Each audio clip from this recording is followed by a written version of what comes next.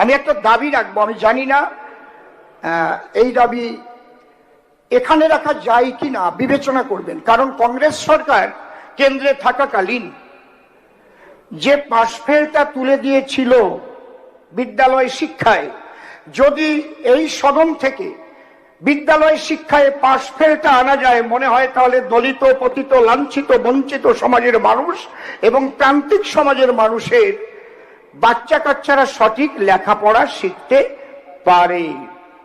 এটা আমার মনে হয়েছে, আপনারা ভাববেন। কারণ যাদের পয়সা আছে তারা ইংলিশ মিডিয়ামে পড়ায়, গরিব মানুষ ইংলিশ মিডিয়ামে পড়াতে পারে না। তারপরে যদি ফেল করবার ভয়ই না থাকে, আর মাস্টারমশাইয়ের হাতে যদি ছড়ি না থাকে, তাহলে ছাত্র সঠিক লেখাপড়া কেমন করে সেটা আমি ঘুরে ঘুরে খুব ভালো করে দেখেছি। আপনারাও নিশ্চয়ই এ সম্পর্কে সবাই অভিজ্ঞ। এই জন্যে মাস্টার মশাইরা যেমন স্নেহ করবেন, যেমন মাস্টার মশাইরা শাসনও করবেন। এই অধিকার তাদের দেওয়া যায় কিনা আপনারা ভাববেন, এবং বিদ্যালয় শিক্ষায় পাশফেল ফিরিয়ে আনা যায় কিনা ভাববেন।